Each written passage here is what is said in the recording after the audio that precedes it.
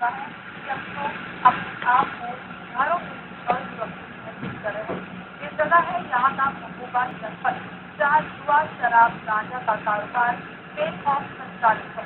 जिले का ऐसा कोई गाँव नहीं जहाँ शराब और गांजा, जुआ की लत में शिकार युवक न हो।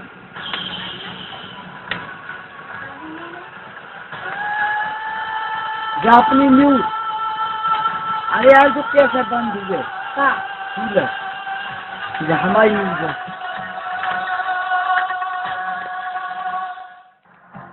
कैमरे में कैद ये तस्वीरें हैं यूपी के महोबा की, जहां का लगभग हर गांव नशे की चपेट में है। हर घर नशे और अपराध की आग में झुलस रहा है। न पुलिस कुछ कर पा रही है और न ही प्रशासन। हर तरफ अपराध का साम्राज्य फैलता जा रहा है। गांव में वहां पर ढेर बकरियां चराते इन बच्चों के घर नशे की चपेट में आकर बर्बाद हो चुके हैं, जिस वजह से ये इस तरह जानवरों को चरा कर गुजारा कर रहे हैं। घरों में काम करने वाला कोई नहीं, एक दो नहीं, ये कहानी है यहाँ के हर घर की। नशे और अपराध की वजह से गरीबी यहाँ घर करती है। जब हमारे संवाददाता ने ऐसे ही बच्चे से बात की, तो आइए जानते हैं उसने क्या कहा। तुम्हारे घर में खेती पाती है कछु? कुछ नहीं। अच्छा, तुम्हारे पिताजी का क्या नाम है? दीनदयाल। कौन कौन जाति के हो? पाल। कितने दिनों से, एक साल से बकरियां चरा रहे हो? 2 साल से। अच्छा अच्छा, और तुम्हारे पिताजी क्या काम करते हैं? किसानी। किसानी, खेती पाती करते हैं। कितनी खेती होगी लगभग आपके पास? 5 बीघा। तो उससे पालन पोषण नहीं हो पाता है घर का? हो जाए। अच्छा, और पैसे की विशेष कमी पड़ती है क्या? पैसे तो कहाँ घर में। देखा आपने, इस बच्चे को इस समय स्कूल में होना चाहिए, पर ये यहाँ पर मवेशी चरा रहा है। जब हमारे संवाददाता ने इससे घर का हालचाल जानने की कोशिश की, तो देखा आपने इस बच्चे ने क्या कहा। तुम्हारे पिताजी क्या काम करते हैं? किसानी। किसानी, खेती पाती करते हैं। कितनी खेती होगी लगभग आपके पास? 5 बीघा। तो उससे पालन पोषण नहीं हो पाता है घर का? हो जाए। अच्छा, और पैसे की विशेष कमी पड़ती है क्या? पैसे तो कहाँ घर में। इस बच्चे का साफ कहना था कि पहले उसके पिताजी खेती बाड़ी करते थे, पर नशे की लत लगने की वजह से खेती बाड़ी खत्म हो गई और अब गुजारा करने के लिए जानवर चरा रहा है। अब आपको दिखाते हैं ऐसे ही बच्चों की कुछ और तस्वीरें।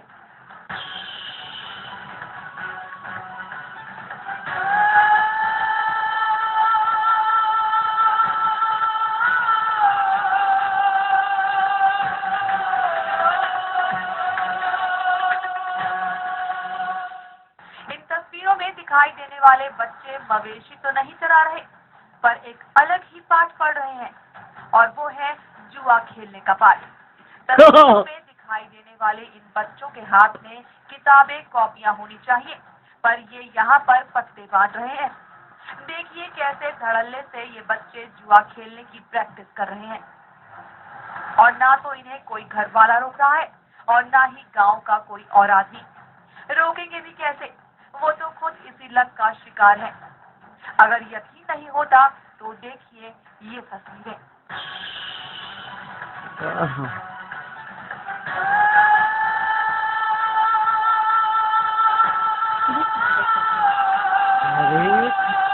अरे मैंने हाई लेवल की अंतर्राष्ट्रीय देखिए कैसे यहाँ जुआ चल रहा है, पत्ते पर पत्ते फेंके जा रहे हैं, लोग सरेआम जुआ खेल रहे हैं। ना तो पुलिस इस और कोई ध्यान दे रही है और ना ही प्रशासन। पूरा का पूरा गांव जुए और शराब खाने में बदलता जा रहा है। देखिए कैसे इन तस्वीरों में नोट लहराए जा रहे हैं, किसी को किसी की कोई परवाह नहीं। अगर ये सब आपको कम लग रहा है, तो अब हम आपको जो दिखाने जा रहे हैं उसे देखकर हमारे देश में लॉ एंड ऑर्डर की क्या सच्चाई है, इसकी झलक साफ दिखाई पड़ जाएगी। सही पहचाना आपने, ये शराब ही बन रही है। इस गांव में ये नजारा आम है।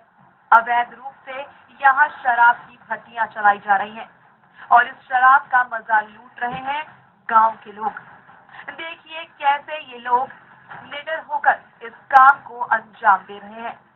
लाल रंग की बनियान वाला ये आदमी कैसे शराब की भट्टी में ईंधन झोंक रहा है।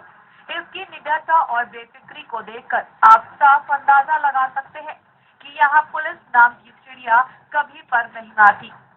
मारेगी भी कैसे, उसके लिए थानों में कोई होना भी तो चाहिए। आइए अब आपको दिखाते हैं यहाँ के थानों का हाल।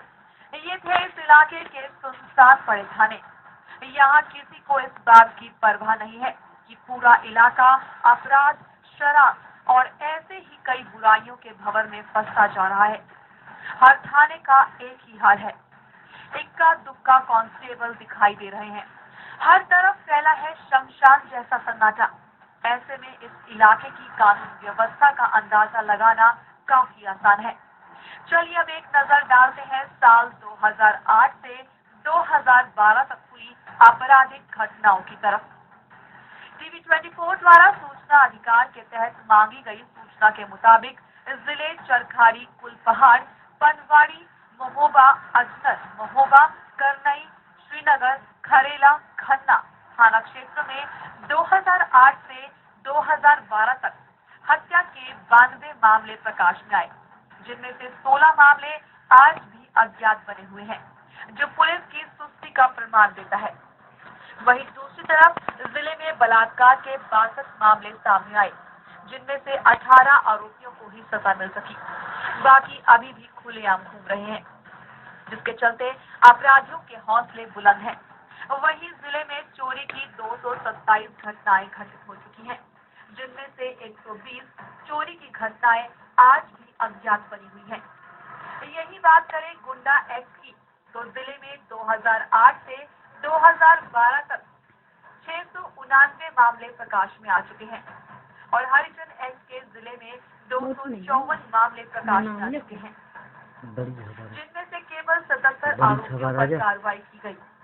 पुलिस की सुस्ती व बेईमानी यहाँ किसी से छुपी नहीं।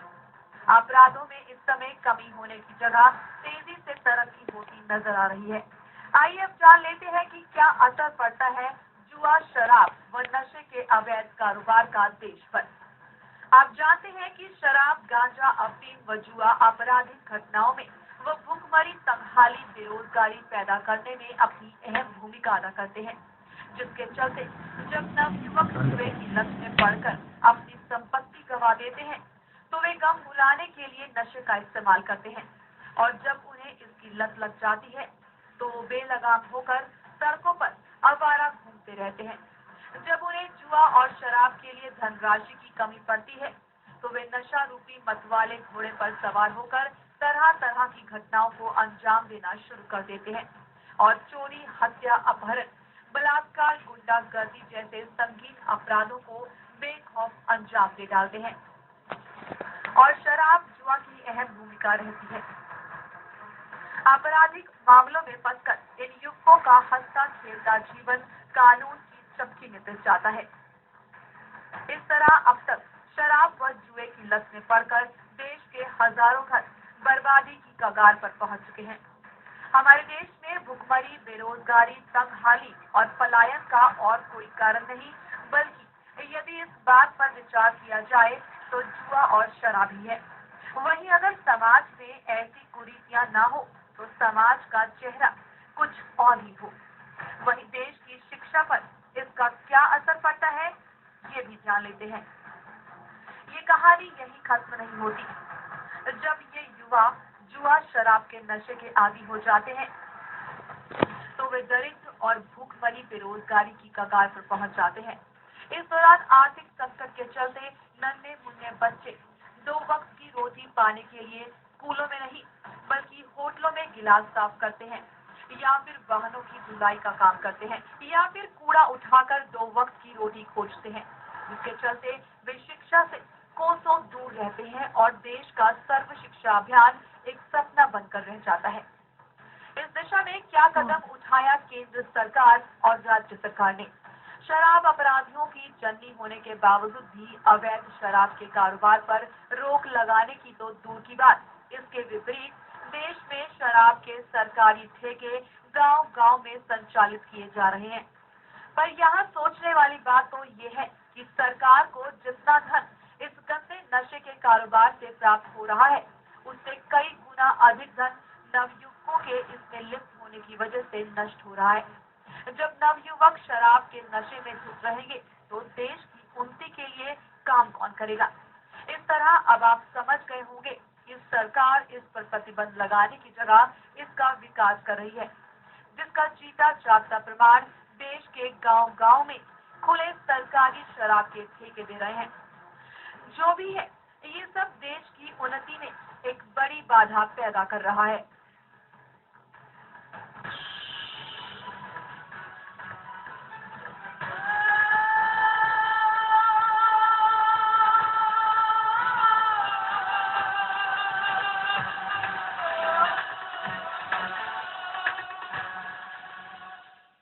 सरकार और इसकी नीतियों के बारे में जो कहा जाए सब है, ये कभी तो अपने किए दावे भूल जाती है तो